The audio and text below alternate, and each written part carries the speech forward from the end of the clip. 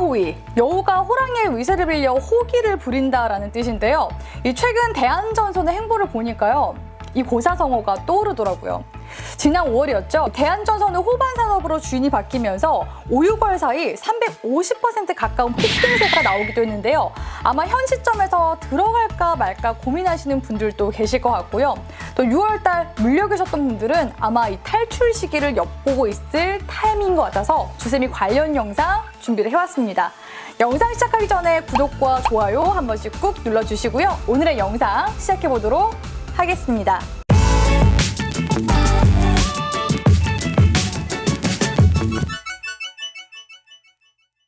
자, 먼저 대한전선을 인수한 호반그룹에 대해서 알아야 되겠죠? 호반그룹은 이 호반건설을 주력으로 지난 30년 동안 고속성장을 일궈온 곳인데요. 20대 후반의 나이에 자본금 1억 원의 호반건설을 창업한 김상열 회장은요, 예순이 되기 전 40대 그룹 총수이자 10대 건설사 회장 반열에 오르기도 했습니다. 다만 주식하시는 분들은 이 호반건설이 생소하실 것 같은데요. 상장회사 제로, 은둔의 건설사 이미지를 갖고 있는 호반건설이기도 하지만요. 사실 이 호반건설뿐만 아니라 부영, 중흥, 반도 등등등 자수성가형 건설사들 역시 비슷합니다. 이 같은 중견 건설사들이 기업 공개를 꺼리는 이유가 있는데요. 그중 하나가 바로 경영승계 때문입니다. 비상장 회사는 상장 회사보다 상대적으로 정보 공개 강도가 약한 데다가 이 총수 일가뿐인 주주 구성을 유지하면 회사 성장의 과실을 온전히 향유를 할 수가 있죠. 이미 김상열 회장은 자녀 3명에 대한 지분 승계 작업은 물론이거니와 사업 분할 구도까지 사실상 마무리를 다 한 상태입니다.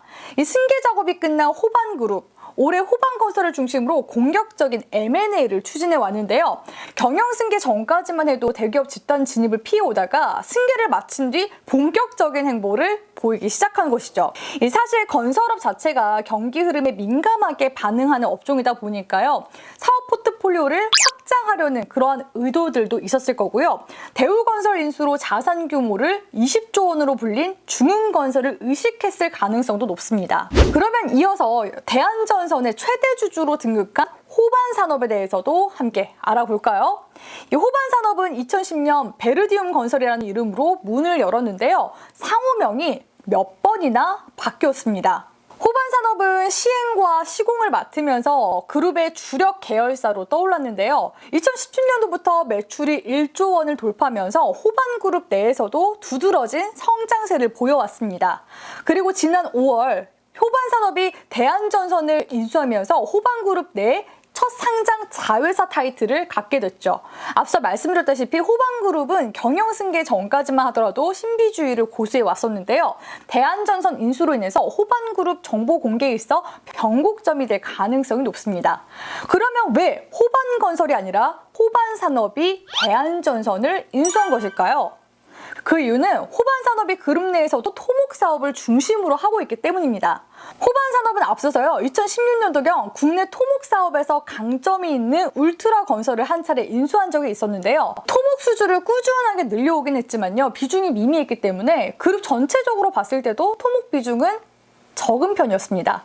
사업 포트폴리오도 국내 건축에만 쏠려있기 때문에 해외 비중이 전무한 점이 가장 큰 약점이었죠. 하지만 대한전선은 국내 매출 비중이 상당히 고른 편인데요. 그 중에서도 해외 매출 비중이 40%를 상회합니다. 특히나 대한전선이 초고압 케이블 시장에서 글로벌 지위를 보유하고 있는 점을 활용하면 호반그룹 역시도요, 이 오랜 수건 사업이었던 해외 시장 문을 두드릴 가능성이 높아지죠. 대한전선은 신성장 동력인 해저 전력 케이블 기술도 보유하고 있는데요. 만약 해외 토목 플랜트 수주를 따내게 되면 대한전선의 기술을 활용할 여지가 많습니다. 현재까지 해저 케이블이 상용 단계에 있는 곳은 이 LS전선과 프랑스 넥상스 정도이기 때문에 경쟁력이 있는 거죠. 실제로 토목 수주를 따내려면 상당한 경쟁력을 가지고 있어야만 한다는데요. 과거 울트라건설 인수를 통해서 업력을 쌓은 만큼 이 대한전선을 통한 해외 시장 노크에는 무리가 없다라는 시각입니다. 이 같은 공격적인 M&A 전략으로 호반산업은 11년 만에 자산 2조 원 중반대에 달하는 기업으로 성장했습니다. 그러면 왜 대한전선이 호가호위를 할 수 있느냐? 볼까요?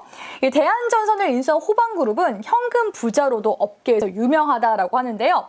2020년도 말 별도 기준으로 호반건설의 감사보고서의 현금 및 현금성 자산은 2,800억 원에 달합니다. 물론 2018년도 5,300억대 자산에 비해서 47% 정도가 적지만요. 이 단기 금융상품과 증권, 공정가치 측정 금융자산을 포함하면 조 단위가 넘어가죠. 게다가 그룹에서 두 번째로 규모가 큰 호반산업 역시도 지난 5년간 현금성 자산이 10배 이상 뛰었다고 하는데요. 다만 올해 대한전선 인수자금을 자체 자금으로 충당했을 가능성이 높기 때문에 상당 부분 썼을 가능성도 높습니다.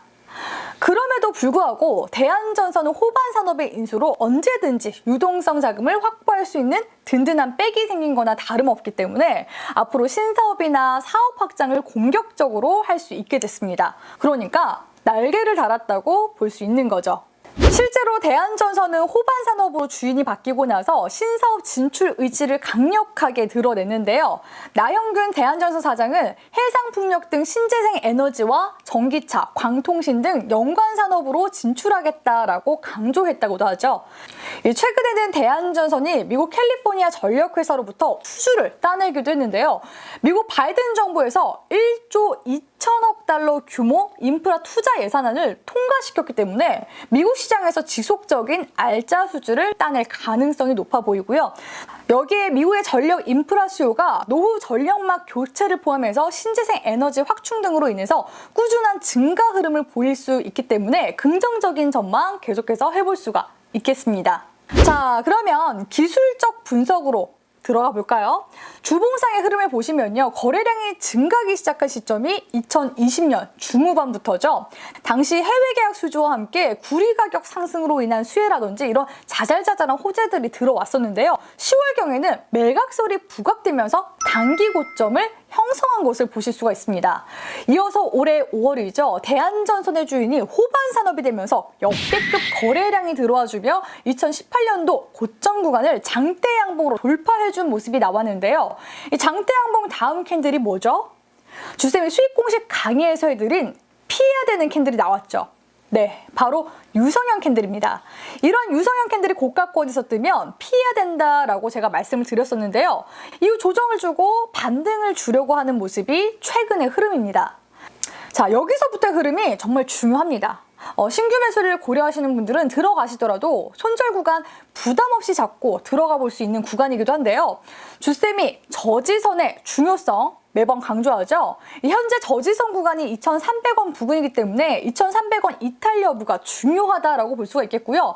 만약에 이 구간을 깨면요. 한 단계 다운된 구간인 1,500원대까지 주가가 밀릴 수 있으니까요. 이에 대한 대응을 고려해서 전략을 세워보시라는 조언 드리도록 하겠습니다. 자, 오늘은 주쌤이요. 대한전선과 호반그룹에 대해서 상세히 풀어드리는 시간을 가져봤는데요. 사실 긍정적인 전망보다도요. 앞으로 대한전선이 함께하게 된 파트너가 앞으로 서로에게 어떤 시너지를 줄 수 있는지 주목하시면서 투자에 임하시라고 관련 배경들 주쌤이 열심히 준비해서 풀어드렸습니다. 도움이 되셨으면 좋겠고요. 오늘의 영상이 유익하셨다면 구독과 좋아요 꾹 눌러주시고요. 그럼 오늘도 가자!